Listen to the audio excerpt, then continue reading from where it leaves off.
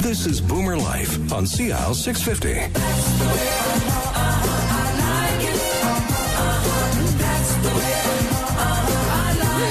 And welcome back to the show. We're talking about lifestyle retirement. It's not retirement living. It's about lifestyle, because when you don't stop living when you get older. You just have a different stage of life, and that's what we're talking about. Our special guest today is Candy Ho, Director and Vice President, Marketing and Operations, Corporate Relations at Element. I almost got that right. Director and Vice President, Marketing and Corporate Relations. There we go. At Element. Now, we haven't even talked about Opal by Element yet. Yeah, and we don't need to get well, we will get into it because about the whole idea of pursue life. Yeah. But we do want to let people know that you do have a project that the shovels aren't in the ground yet. It's at it's going to be though. Cambie and King Ed, because I live just a few blocks away and I walk my dog by there all the time, and I still see the fences up, so it's going to be happening. But we'll get into that a little bit later. But we want to talk about how you're now involved in this stage of life, this lifestyle for people who are retired. You're sort of, as the vice president there in the company.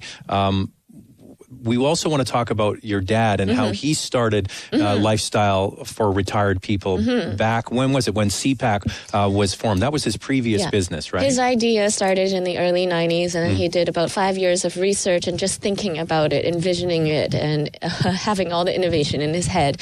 And it was all based on his personal experience with his parents and his in-laws, where both of them, the husband was really my grandfathers. They were both really very active and social, and just physically and mentally everything was totally there. And my grandmothers, though, unfortunately, my maternal grandmother had Parkinson's since she was in her late 50s. Wow.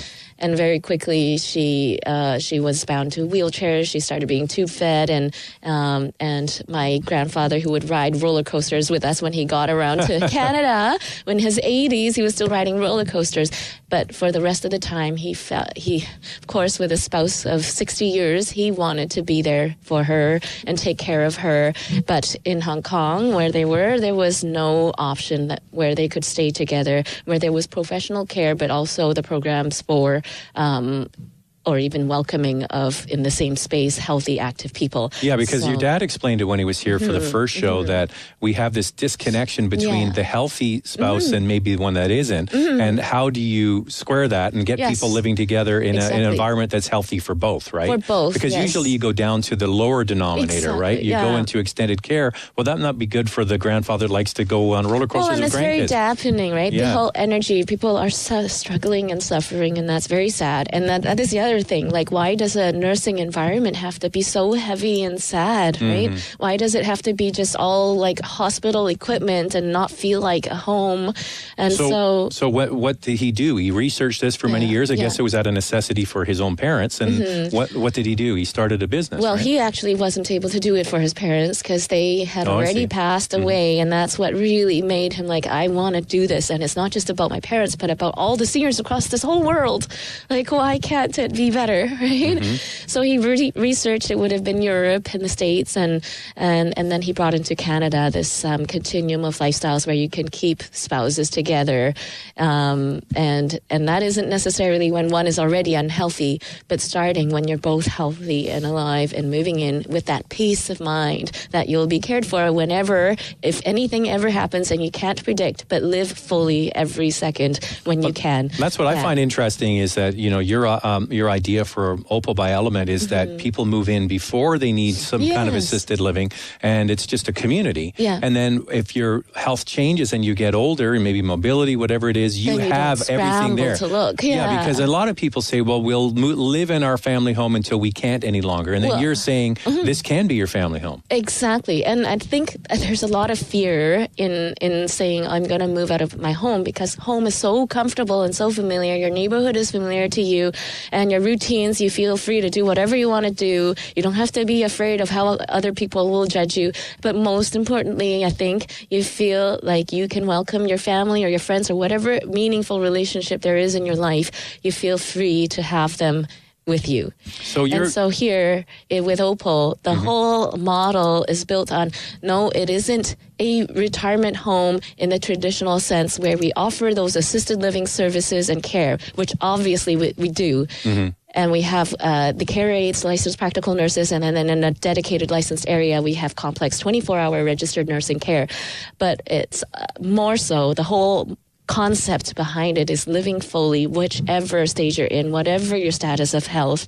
And that is to frame it as it's like living in a service department, private clubhouse that enables you to live well, build beautiful memories, have new experiences with your family, with your friends across all generations. This is not a senior home. It's not an adults-only oriented community.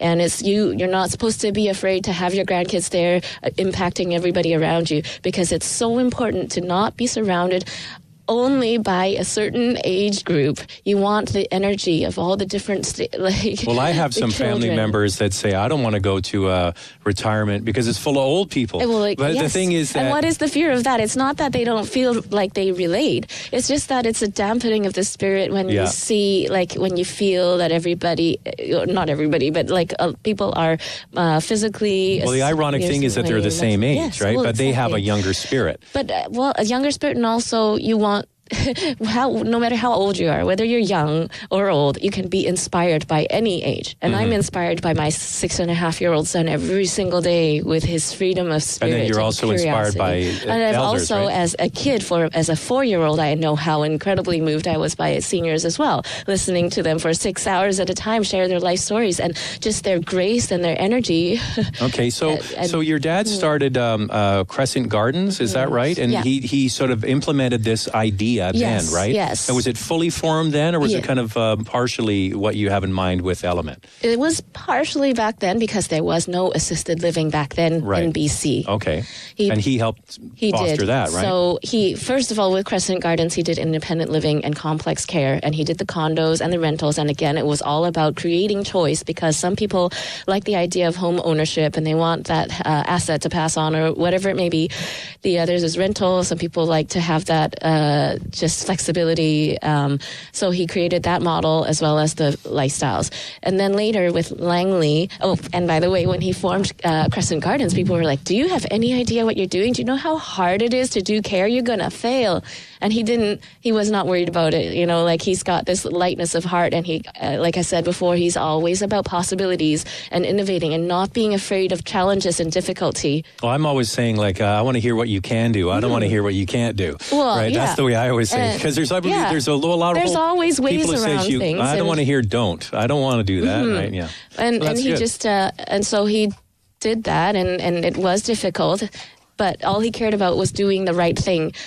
And it's like he saw people saying, oh, it's too difficult, therefore they don't do it. But it's so important for spouses to stay together, or even not spouses, somebody to move in and enjoy life. And then when they need to, they don't have to move again, because that's traumatizing. Even as a young person, moving is so much work and hectic stress, right? Yeah. So, and that's for the seniors, but also the families, right? You don't want to think about that. From what I understand, your dad was a prominent person there, because you mentioned before the break that he was in development, and that's a sort of a bit soulless, right? You build a building, you sell it, and then you move on. So he wanted to have a connection to the building and the people in it, exactly. Right? And that's, so with Opal, that's what he's doing, and I'm building it for him and my mom. And also, even just in the tower, one of the last projects he did before he went into the retirement industry, it was Yaletown, and he pioneered that too, and worked with the city to amalgamate, put together residential and work life in the same area. And create community, create parks, create that whole waterfront,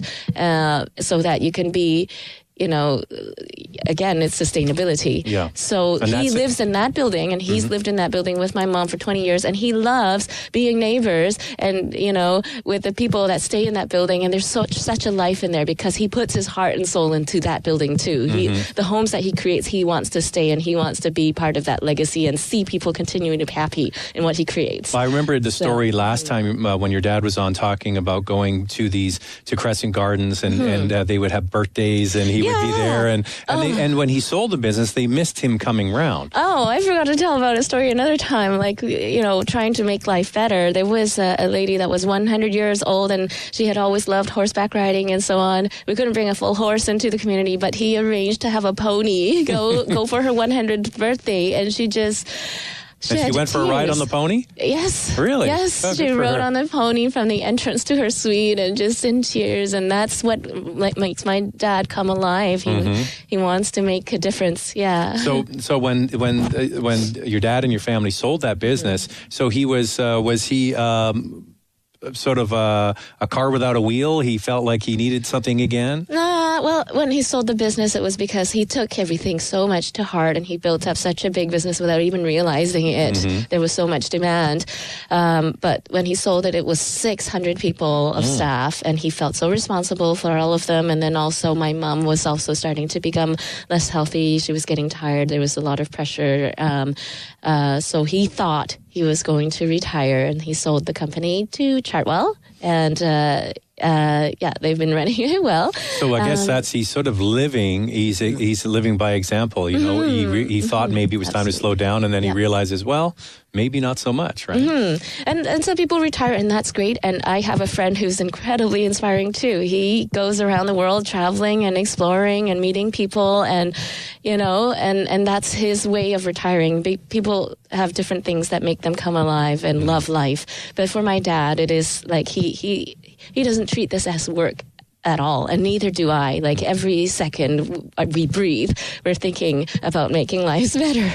And so he came back to this, and when he sold it to Chartwell, he had governments from around the world and companies in Europe wanting his consulting expertise or wanting him to invest with them, and particularly from China, people that approached him. He would say, I don't want to be back in this unless there's somebody who shares my philosophy and vision that this, don't be taking advantage of a demographic. This is not an opportunity just to make money unless you have your heart in the right place, and treat it as making a difference. That is number one. And you have to be patient. You might not be making any money in an operation for years. So don't do the right thing. Don't get in it for the dollars, right? Yeah. So for the longest time, for about 8 years, people kept approaching him, and he would provide the consulting expertise and the advice about this model that he so believes in, but never actually partnered with anybody until somebody came along and said the same thing. I've made way more than enough. It's not about making money. I just want to give back now. Could you help me? Because you have this amazing model, and I want to do the same and bring it to where he is. That is China. They have a social crisis there. Right. But here too, my dad saw that, there's a lot of great retirement homes doing fantastic independent living, and it is about life, but there's nobody that's brought it together with the care, or not nobody, but it's just very few, because it takes development of new residences. Right? There's so few of them. All right. And so it takes time. We're going to take a quick break. When we come back, we're going to get into sort of like a little bit more specifics about how it will work, because we talked about Opal by Element, the new development that you're putting in at King Ed and Cambie, and how you see it working, which is so eye-opening. And you even have a virtual tool on your website. You can go and see what it's going to to look like, and it's beautiful. It's stunning looking. So we'll pick that up and talk more with Candy Ho next, right here on CL 650. Celebrating the baby boomer lifestyle. This is Boomer Life on CL 650.